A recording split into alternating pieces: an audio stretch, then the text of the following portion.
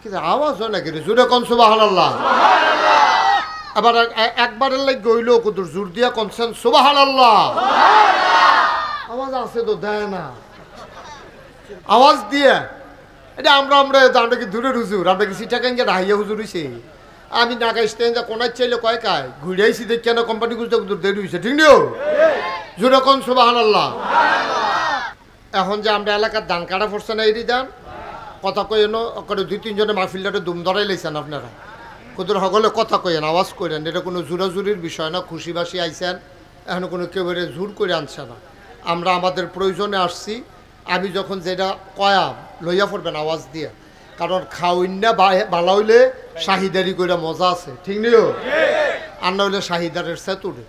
আপনি যদি দিয়া গেছেন আইয়া দেন হে দিয়ে লাড়ে সারে তো আর শাহিদারি করবো কখনো।